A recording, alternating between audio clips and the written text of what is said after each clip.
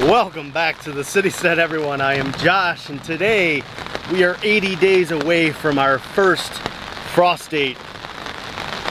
And as you know, if you've been following along, we have been having terrible groundhog problems. They have destroyed everything in the garden over and over. So I got a majority of them caught. I've really upped my traps. I am like so determined to get rid of them this week and to reclaim my garden season and to have success. So the thing that means though is that I have to go out in this rain to plant as much as I can, which I am totally willing to do. I am very committed to having some success this year. So I've been planting a lot of greens out. I got some cucumbers that are popped up. I planted them kind of like a week or so ago. I've been trying my darndest to keep everything away from them. And I got some more bush beans I'm gonna go put out there right now. Put some radishes in. I've been putting a lot of shorter season stuff in, hopefully just to get a good decent harvest before that frost comes. We can actually put some food away for the year. 80 days, it's not the best time. We still have some tomatoes and eggplants that are doing really nice. Some pepper plants that are in really good shape, so we are going to get some stuff, but there's a lot of stuff we're just not going to be able to get this year. So we're going to have to do our best and just work with what we got, and that's the plan. I'm sure there'll be some more groundhog heartbreak before that happens, but I am determined to do some decent gardening this year, and nothing's going to stop me. I will figure it out. All right, back out into the rain.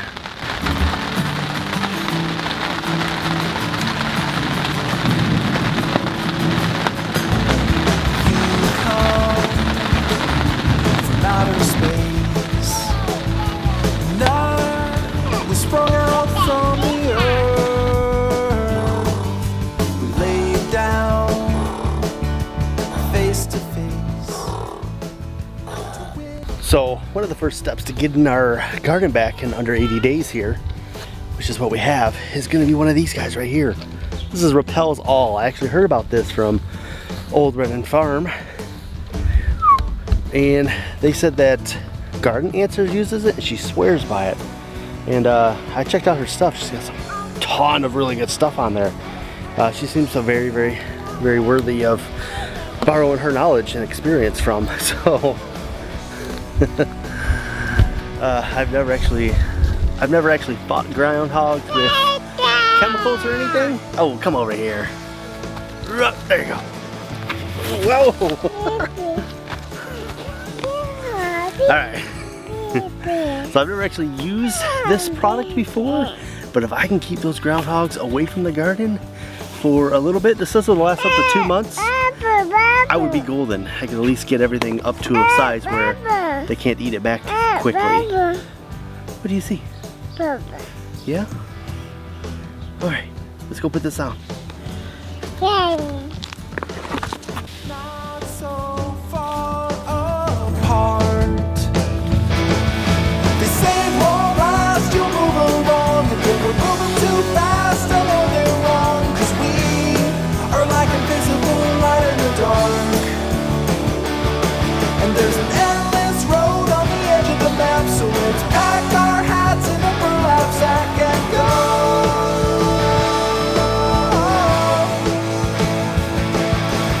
Leaves are falling, we are stalling, seasons come and go, but winter's chill won't. There we go. This is my very first time ever using this product, and I can tell you something right now, it reeks so bad. So if it's smell alone that keeps them away, then it would work. So this has got eggshells, cloves, and garlic oil. And it's got a whole bunch of other stuff like calcium nitrate, DE, fish meal, oil, limestone, meat meal. What else? It's got sodium benzoate, vinegar. So mostly it seems like very sustainable product, which is good. I don't like to put anything out here that's really bad, but at this point I'm willing to do just about anything to keep the groundhogs out of the garden, so I would put just about anything out here as long as it's not gonna hurt my food. So before I started my 80 days, I kind of planted stuff. So really we're looking at close to 90 days when I was actually putting things into the ground. And I'm already starting to see some things pop up and start doing well again. Somehow they've stayed out of the groundhog grasp. So you can see right here, we got our cucumbers. They are sprung up, they're still super tiny. Got a whole bunch over there still. So I replanted those after the groundhog ate them all down. They're up now, looking pretty decent. Some of our bean plants are up, but not that many. They still ate a lot of those, and some of them I ran out of the ones I was gonna plant. So I might have to do another round of those, but I'll do more like a bush bean. Because like right here, I planted all pole beans, and they ate pretty much all of them. There's 4 of them that are up out of the ones I planted. The snow? What's up? The snow is really snow now. It's what? It's really snow. Oh, yeah? Yeah. I wonder why. You can see right here, this is the Swiss chard that was attacked by those groundhogs. It's actually coming back and looking a little bit good. So we might get some Swiss chard still, which makes me very happy because I love my Swiss chard. So when they were out here eating stuff, a lot of what they were after was these squash plants for some reason. See, don't do that. You can see it back here, just eating all the leaves off of it. It was devastating. But we still have quite a few squash that are doing okay. They're getting some leaves back on them. They will survive, I think. And the other thing I was really going after was these watermelon radishes. You can see them all throughout here. I planted this bed 3 times now. All I can say is it's a good thing radish plants put off a ton of seed, because I had to reseed this. This is the 3rd time I'm reseeding it. Got all these things popped up, so I really need to get that repels around here or trap these guys, because I do not want these around. I don't want this round to disappear on me. I'd really love to get some of these radishes. Here's a good example of that squash plant that they came and they ate all the leaves off of it. You can see there's a little bit of new growth in there, but it's looking really, like it's probably not gonna make it. I don't know yet. There's, like I said, there's baby growth in there. Maybe we'll get something, maybe we won't. But it was eating all this parsley. Somehow this one made it. And then you can see these ones are actually coming back. So pretty excited that we're actually gonna get some of this parsley to grow back on us. But the one most important thing that I was really nervous about was that they were out here eating, and they really enjoy like brassicas, that kind of family. And I thought they were gonna come over here and find my sweet okra patch. And I really love my okra. The kids love it. Oh.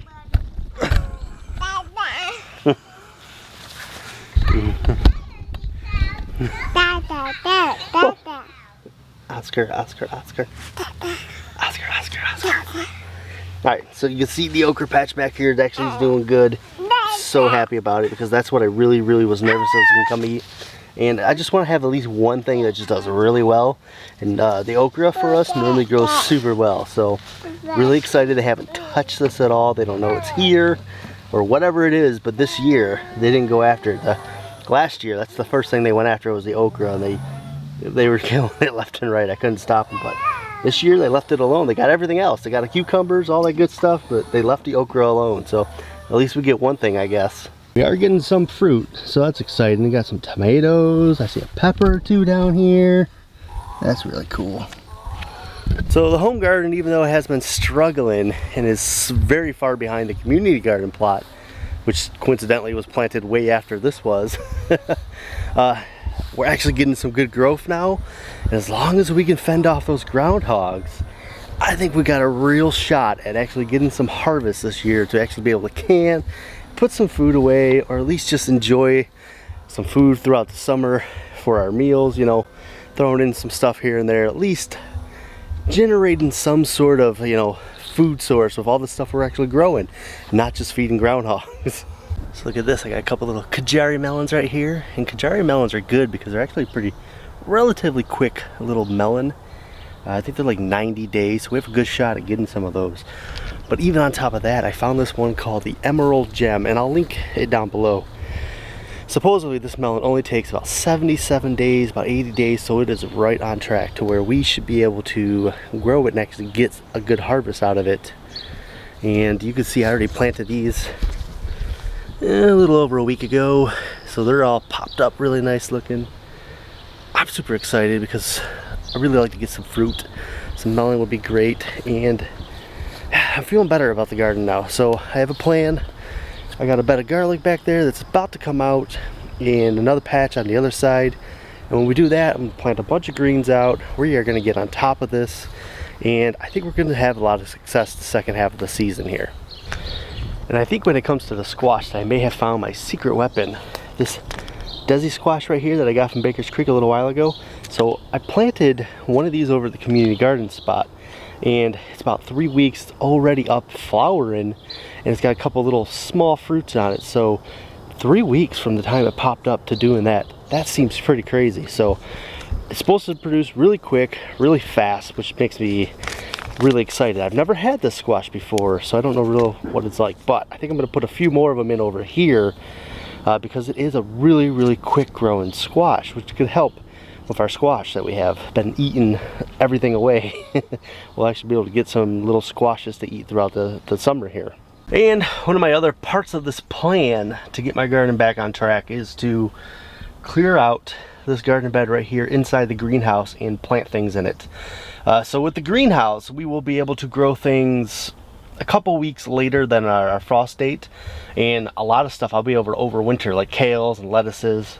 We did it last year, so I think we got a really good, I think we can do it again this year, easier. So I think we'll be able to do it again this year pretty easily because we put a lot of stuff in place while we were doing it last year. So this year the greenhouse is better built, it's got a little more insulation, all that kind of stuff. So really excited about planting this out. We'll make that in another video. I'll show you what I'm going to put in here to try to get us another nice harvest. But I think I still got some peas and stuff I'm going to plant for the fall. I got a lot of fall stuff to put out there, so we got a lot of stuff going on still. I think we're going to have a very successful year. I'm excited and kind of remotivated myself a little bit here to really make the most I can of this next 80 to 90 days before that frost comes and starts doing the frost stuff that it does. So hopefully, I'm encouraging you guys to keep going, keep moving, even if you're having a bad season up to now. If you have time, let's find the crops that work. Let's find the things that we can plant still to get a good harvest. All sorts of greens you can still put out there. You can put a lot of radishes. Maybe you can find some of these Desi squash at Baker Creek and put them in. Really quick turnaround on fruit, it looks like. We're looking at maybe 6 weeks to be producing fruit from when it popped up. So there's a lot of stuff still, guys. We can do this. All right, I gotta get busy because I want to get a lot more stuff done before the day begins, before everybody wakes up. Remember, guys, be bold and grow bold. And as always, we'll see you in the next video.